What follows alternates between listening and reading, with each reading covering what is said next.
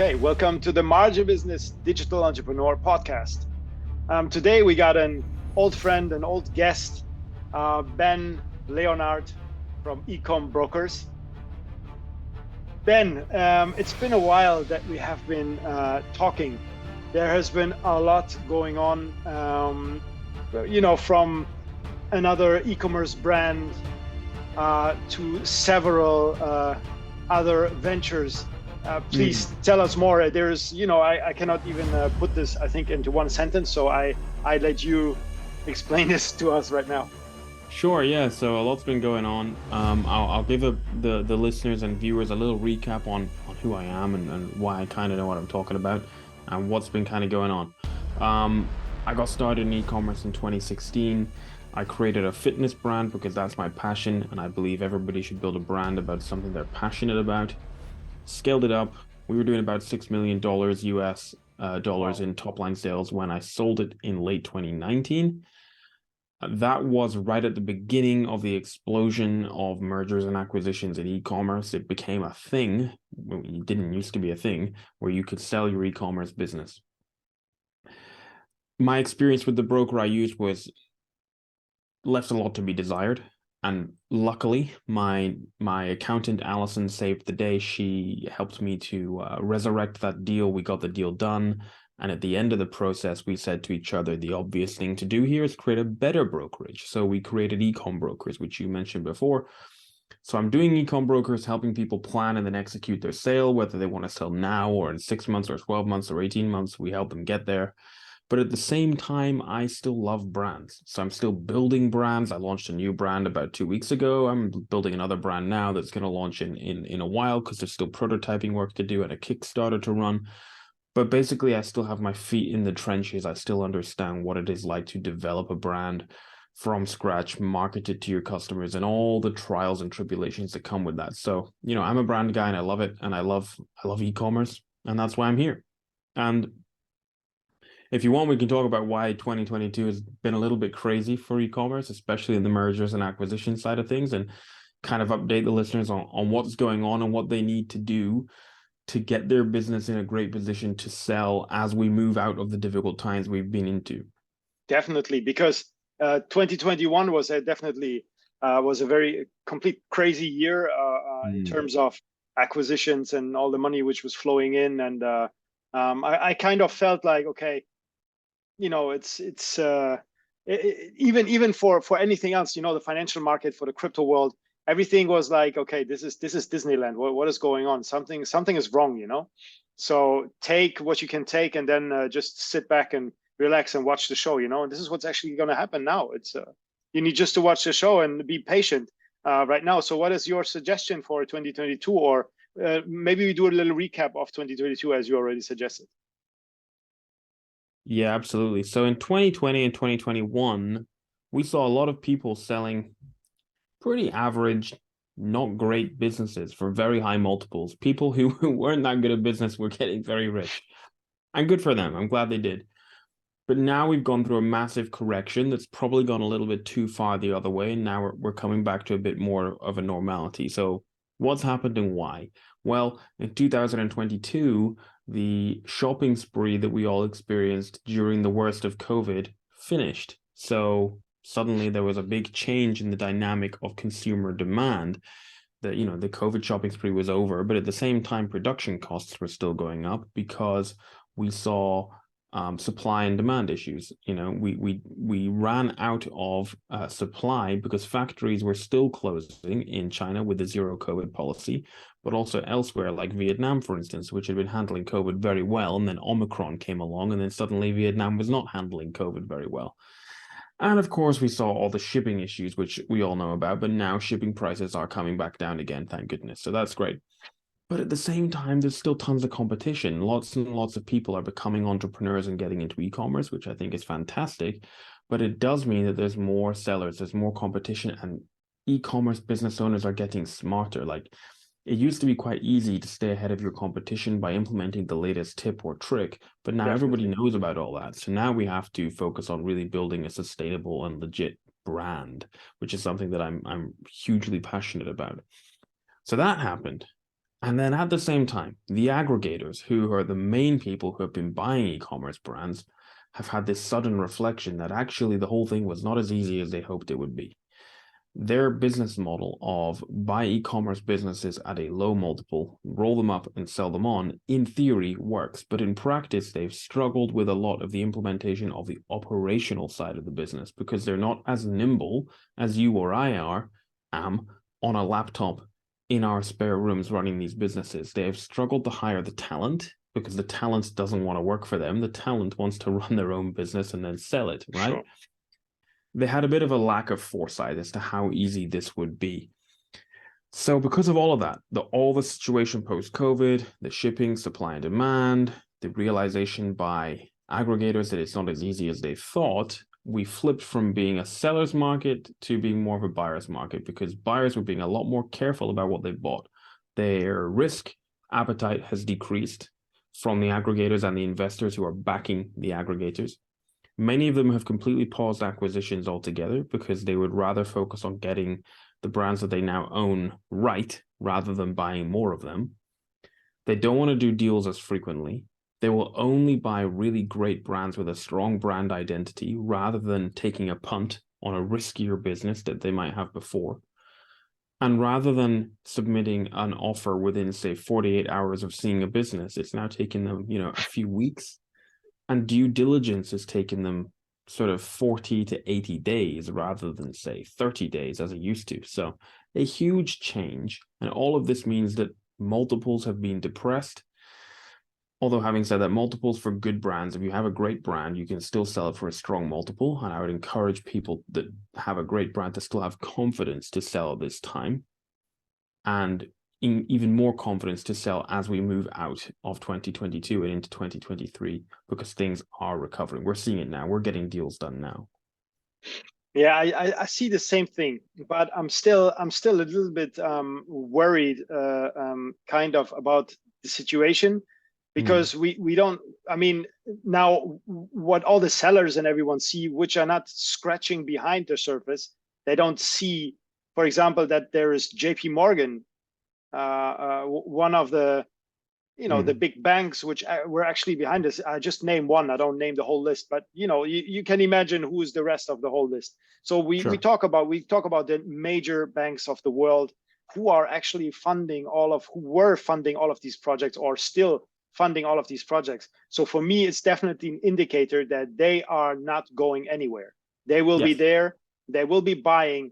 And it will be moving on and on and on. Now, you are right that maybe these risky businesses, which maybe turn around 200 million, 100 million per year, but they have like products which they need to buy, and then they need to check if they sellable within the Amazon account, and if they don't go into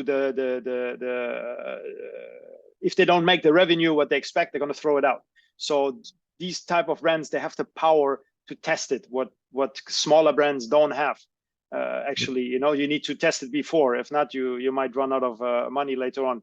But they have this luxury to test them this way. And but these type of brands, I don't believe that they will put their hands on this again, because like you said, they are very risky. And if you don't get the whole team of them, like the whole operational team, the shipping, the manufacturing, for example, in China, if you don't get the whole thing moved over to you, or you leave it as it is and you want to put your fingers in there, what others done for 10 years to build it up, then you definitely crash the business. This is almost a guarantee. That's why if I was now an aggregator, I would definitely go for brands where I know either these people are known for building brands, or it's a brand which I just say, okay, that's it. Like your brand, for example, Beast Gear from before. This is definitely something I would straight away go for. It's all about brand, and that's one of the main things that we encourage sellers to do. So one of the things that we do is we'll actually work with sellers on the long term, whether they want to sell their business in 6 months or 2 years, and we'll actually mentor them on a route to an exit. And a significant part of that is developing their brand identity and trying to wean people away from all the terrible information they've been told over the last several years of, download this software, use this Chrome extension, find some little gap, and then source a product to sell into that gap. That's absolutely fine if you just want to make a quick buck. But if you actually want to build a business that is worth something that you can then sell, then that's not the way to do it. The way to do it is to create a brand, which is a group of products which solve problems for a group of people, and to develop a brand identity, which is your branding essentially, which is basically how you make people feel, and then market that brand to your people. That's what it's all about. It's classic, right? And so I would encourage anyone listening to this who already has an e-commerce business, but it's not got a strong brand identity, is just stop, take a look at your business, ask yourself, who are your customers? What problems do they have? How can you solve them? And how can you provide them with helpful, compelling, useful, valuable information that makes them know, like, and trust you so that they'll buy from you? Build a customer avatar, build a brand avatar that reflects who they are and who they aspire to be, and develop quality products which solve problems for them, and forget all this the BS tools and the BS about trying to find a quick way to plug a gap on Amazon or Walmart or whatever it might be. It is not sustainable. There's nothing wrong with using tools to help you with your brand. Like, so you have a brand, use the tools to help you figure out how to work on these marketplaces better. But using these tools to say, oh yeah, I'm going to source that product from Alibaba and slap a logo on it. Yeah, it worked in 2016, but it never helped anyone build a sustainable business. I mean, you're completely right. And as well, what your company does, it's exactly the same way, because you help actually the sellers step by step in order to be sold, for example, or you would advise as well on these type of points we just touched on, how to actually build your brand, or when somebody's in the middle and saying, listen, Ben, I want to sell, and you can even tell them, listen, this and this and this needs to be improved in order to be sellable, and in order that you're not a risk factor anymore for any of the buyers out there. So you really help anyone who wants to sell their business with these type of questions they will have, or with this maybe along the way, because for you it's a personal thing. It's a passion, like selling on Amazon is a passion for you, like sports is a passion for you. It's as well, your business is a passion for you. Same for me, because we doing this for the passion. Obviously we make money out of it, yes, but we're doing this for the passion, because it's our passion. Yeah, 100%. Yeah, you're right. It is about passion, and I encourage people to build a brand around which they're passionate around. It needs to be something that's actually going to get them out of bed in the morning. And so one of the things we do is we actually mentor e-commerce business owners to an exit. So somebody might approach us and say, I want to sell my business, and we'll look at it and we'll honestly say, well, we're not going to sell it for you because you're just not ready. If you want to try kind of make a quick buck, go flip it on one of these terrible flipping websites, but you're not going to make much money out of it. A, because it's not ready to sell, and B, because their service is terrible. And so instead we will actually mentor them. And so we'll bring them in as a mentored client. They'll pay us a monthly retainer. We will coach them all the way through until they're ready to exit, taking them through everything they need to know about building a brand, growing it, leaving growth on the table for the new owners, de-risking the business, putting the business in a position where it's highly transferable and well documented and attractive to a buyer, teaching them everything I know from having built a 7-figure brand and sold it, and developing a legion of cult-like raving fans and how to do that, and everything that they need to know about product development through to marketing on the back end and email funnels and chatbots and social and everything.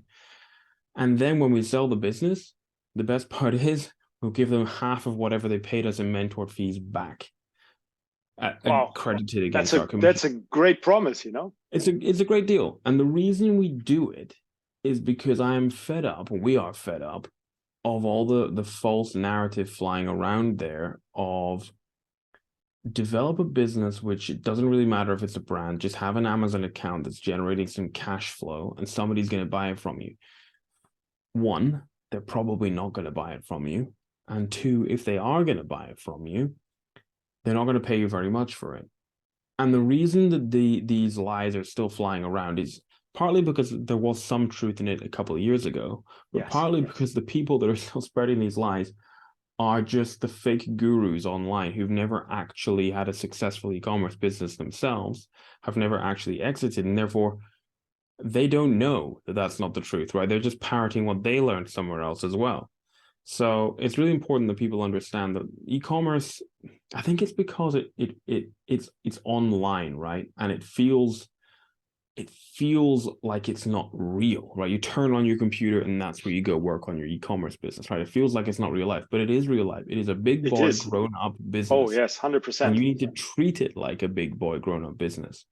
You know, I like to use this Pinocchio analogy, right? Pinocchio said, I want to be a real boy. Well, you should be saying to yourself, I want to have a real business with a real brand identity. And until you get into that mindset, all you have is an online job.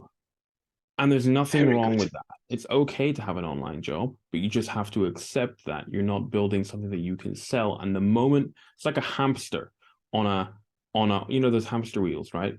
The moment the hamster stops running, the wheel stops moving. And the moment you stop working, the business stops generating money. So if you can accept that, fine. But if you want to build an actual business that you can sell for life-changing money, then focus on brand. I completely agree. Completely agree. I mean, I like to speak with you because the point what you're making is that if you talk with a big company, it's almost impossible that they can approach with the same personal touch that you do. Because I was missing, and I talked with a lot of people about it actually, you know, and I asked them, listen, you give all that money, okay? Let's say you're even financing the project, okay? Then you give 1 million, but okay, I need the million, but I need as well somebody who give me guidance, you know? I need somebody who helps me with the PPC. I need somebody who tell me, is this good, is this not good? Now you give me the million, and what if in 1 year I spent this all on advertising, I spend it on employees, I spend it, then the million is gone, and then I'm still at the same point. So actually, all the lenders, there was as well a call to all the lenders that they need someone to bring them along the way, an account manager, as you provided, you know, for example, and the fees should not be crazy that they pay like 15% on top of the million just for the account manager per year. It should be like coming automatically with it, because, and it would be as well in the interest of the lenders, because then the business will be faster ready and will be for sure sellable, and they can have the million back very fast and can invest it in another project. So there is just a few things I don't really understand, because maybe we are still in like baby shoes at the moment. Like we're not really a mature market at that point that the lenders understand at what point they could actually make turn the whole thing around and make even more money with it. So I think there is a lot of improvement to do, and I think you do the very good approach at the moment. And if you really are able to follow this through like this until the end, with this, that the sale is done, I think this is a very, very good business model, where like I said, the big companies which moving very, very slow, and we can move very fast, which is really good in that point of view. Yeah, what I would encourage people to do though is to plan ahead. Like one thing we saw throughout 2022 was a downturn in people approaching us to say they want to sell their business, which is understandable because the market hasn't been great. However, what I'd say to people is actually the sooner you contact a really good broker or a digital investment bank to say, hey, I want to plan to sell my business, then the better, because they, you know, a good broker or a good digital investment bank will work with you to plan your exit, so that actually when you're ready, which might be sooner than you think, it might be now, or it might be in 6 months or 12 months time, you're in a much better position.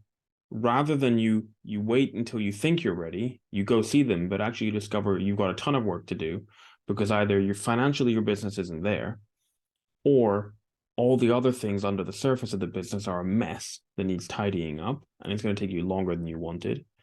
And if only you'd approached them 6 months earlier, your business would probably be worth a lot more because it would have helped you grow it bigger and faster and restructure everything so it was more attractive to a buyer. And that's part of what a good broker should be doing. It's part of what we do at ecombrokers. So even if you think 2022 is a crap year, we're not going to be anywhere near ready to sell, actually talk to an expert now so they can give you the map and a compass so you can figure out, right, this is where I am. These are the things I need to do to get there. Let's start making those things happen so that in 4 months' time or 9 months' time, we can sell this for what I want for my business.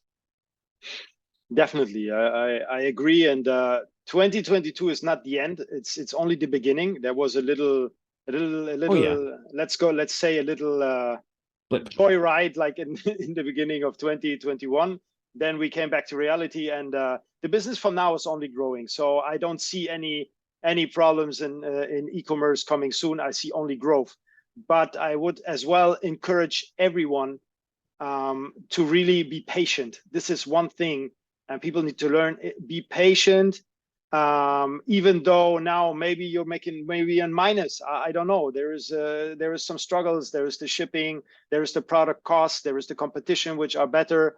There is costs which you have. There is ad spends which you might not can control a lot. Seek professional help first of all, and try to be patient for the next 1-2 years to see where the situation goes. The financial market comes back. Everything, the political stuff in the US, which is going on at the moment, is settling down. Europe is settling down, and then we can look again at the financial market, and then it would look a lot better. And having said this, Ben, we're talking about the different markets, Europe, US, and everything. What do you think? Where is the next market to look at, from Amazon or in general? Yeah, it depends what you're selling, where you're selling it, and what your business model is. So, for example, suppose your model is Amazon FBA, you're selling in the US. It is still an incredibly smart thing to very relatively easily get into Canada and Mexico because they're just next door. That's just a no-brainer. Sure. Getting over to Europe and the UK is obviously the next smartest thing to do. Tons of opportunity there. And Amazon keeps expanding. Like relatively recently, they launched Poland and they launched Sweden. And I only see them moving more east and south in Europe. I think that's what they're going to do. But of course, the Middle East is a huge opportunity, right? Amazon.ae is a huge opportunity. Things in that part of the world are really, really becoming more accessible. And as these parts of the world become more liberal as well, then more different categories open up to different groups of people. So I'm a huge fan of that. Australia is not enormous. However, Beastgear was over there. The new owners took Beastgear out of there, which I personally think was a mistake.